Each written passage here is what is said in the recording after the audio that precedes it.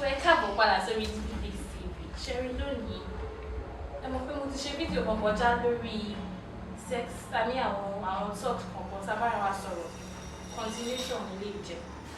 Ṣẹ́rí tá bá ti wá open, tá bá ti wà bold enough láti sọ one or two things sam encounter sam face fáwọn ará àwọn ọ̀rẹ́ wa tó jẹ́ kí wọ́n close mọ́ wa. Nǹkan tí mo fẹ́ já wa sí lónìí, ara àwọn nǹkan ìbílẹ̀ tó jẹ́ pé ìbílẹ̀ ni tó lè pé ó máa enhance sexual performance wa, ó máa boost sexual performance wa. Nǹkan tí mo fẹ́ já wa sílẹ̀ nìyẹn, because we can't continue like this. We have to step up our game. So good news yẹn ni mo mú wá fún wa lónìí. Lónìí máa kọ́ wa tá a ṣe lè lo bàrà. Mo mọ̀ pé àwọn kan ti mọ bàrà, àwọn fáwọn àwọn tí ò ti mọ bàrà. Àwọn tó ń ta àgbo ni wọ́n ní bàrà àti ẹ̀pà ikún ni wọ́n pe ìkejì yẹn àti bàrà.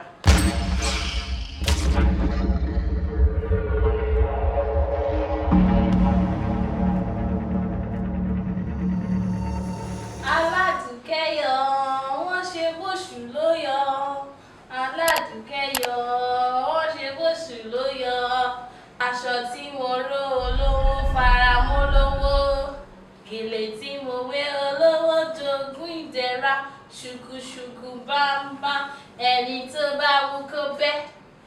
Aládùkẹ́yọ̀ wọ́n ṣe bóṣù ló yọ. Ẹ káàbọ̀ sórí DDX TV. Ẹ ti máa wé èèwò Àdùkẹ́ tún gbé délé mi, ẹ má wọrí àwọn sweet voice yẹn náà ni mo kàn ní kí n dá wa sí pé èmi náà kọ gàtì. So before kí n tó continue ẹ bá mi tẹ subscription button. Ẹ bá ti wá tẹ̀, ẹ like, ẹ follow, kẹ wá padà wá, kẹ wá continue láti wo fídíò. DDX TV ṣe ti subscribe, ẹ subscribe, ok, ẹ ṣe ìwọ̀n ni ẹ jẹ́ ká máa bí tó kù. So lónìí mo ti ṣe fídíò kan tẹ́lẹ̀ nípa àwọn sexual, àwọn ìbálòpọ̀, àwọn nǹkan tá a lè máa ṣe, ok. Fún ẹ̀yin tí ẹ ti wò ẹ kọ́kọ́ lọ ẹjọ́ ẹ bá mi kọ́kọ́ wo fídíò yẹn, ẹ bá ti wá wo fídíò yẹn kẹ wá padà wá wo eléyìí náà, ó máa jẹ́ kí learning process yẹn kó fast. So tí mo ṣe sọ̀rọ̀ lónìí, mo fẹ́ kọ́ wa tá a ṣe lè boost sexual performance wa, tá a ṣe lè boost àwọn nǹkan kan tá a lè lò tó jẹ́ ìbílẹ̀ tó jẹ́ pé a máa rí lọ́jà tá a máa lò láti fi boost performance wa, láti fi enhance sexual performance wa. Kí ni mò ń sọ nípa èyí? Bàrà àti ẹ̀pà ikún ni mò ń sọ nípa èyí. Tá bá ti lọ sọ́dọ̀ àwọn alágbo tí wọ́n ka àgbo, ẹ béèrè bàrà kẹ́ẹ̀dẹ̀ béèrè ẹ̀pà ikún. Ẹ lè ná tó 500 naira. Ẹ jẹ́ kí n já yín sí báyìí. Ẹ lè ná tó 500 naira lórí bàrà àti ẹ̀pà ikún yẹn. Ẹ máa ní láti get shinap. Àwọn tí ò bá lè lo shinap náà kì í mu ọtí, ẹ lè lo omi. But kíní máa wà effective pẹ̀lú shinap, pẹ̀lú ọtí shinap yẹn, ọtí àwọn àgbà yẹn, shinap yẹn. Ẹ jẹ́ ká get ẹ̀. Tá bá ti wá get ẹ̀, tá a ra ẹ̀pà ikún àti bàrà yẹn, a máa peel bàrà yẹn. Tá bá ti peel bàrà yẹn, tá a bó gbogbo èpo ẹ̀, a máa kó gbogbo ẹ̀gúsí inú ẹ̀ kúrò. A máa wá dá ìsẹ̀, bí wọ́n dá ìsì àlùbọ́sà tá a fi ń sebẹ̀. So a máa dá ìsẹ̀. Ẹ̀pà ikún yẹn náà a máa bó, tá bá ti bó tán, a máa gé òun náà sí kéékèèké.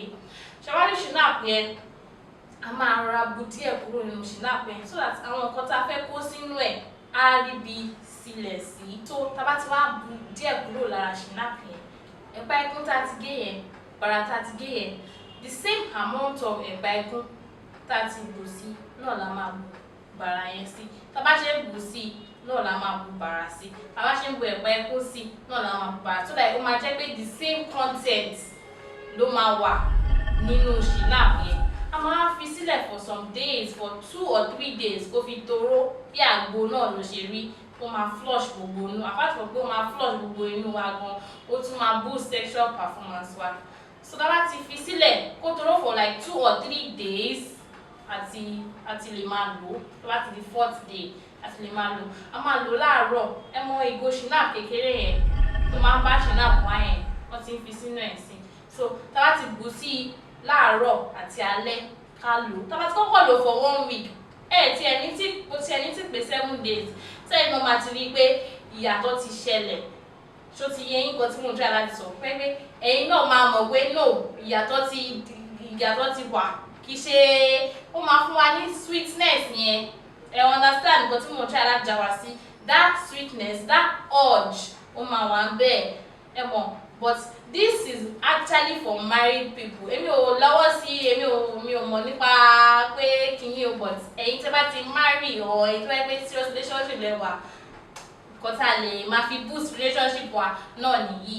So tẹ́ bá ti mú once in the morning, in the night, kẹ́ tó sùn, tẹ́ bá ti mú ẹ máa rí different. As a matter of fact, fún àwọn tó bá jẹ́ pé wọ́n ń wojú Olúwa lórí ọmọ bíbí, ó dáa gan ni, ó wà lára àwọn nǹkan tó jẹ́ pé àwọn ìbílẹ̀ ẹ̀ bá lọ síbẹ̀ ẹ̀ fẹ́ lọ ka àgbo fún gbogbo àwọn nǹkan tó máa prescribe fún yín náà nìyí pé ẹ máa lò ó, wọ́n máa fi jẹ́ kí gbogbo ilé ọmọ yẹn á fi jẹ́ kó ṣe dáadáa. Ẹ̀dẹ̀ yín kó ẹ máa rí yàtọ̀. Tẹ́ bá ti wá rí yàtọ̀ tẹ́ ti lò kíní yìí, ẹ padà kẹwàá fún mi testimony, ẹ jọ̀ọ́ mo ní testimony, ẹ comment sílẹ̀, ẹ fi gbogbo ẹ̀ sílẹ̀. Mo fẹ́ mọ̀, èmi náà need feedback.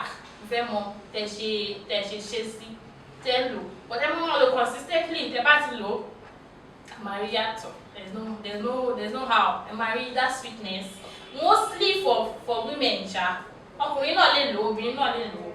But ó máa dá tó obìnrin bá lè lò dáadáa, obìnrin yẹn gan ló máa ní, ẹ máa rí pé no, ẹ máa rí difference yẹn, ó máa dùn yàtọ̀ sí ti tẹ́lẹ̀, ó máa smooth yàtọ̀ sí ti tẹ́lẹ̀, ẹ̀yin náà máa enjoy kíní yẹn yàtọ̀ sí ti tẹ́lẹ̀.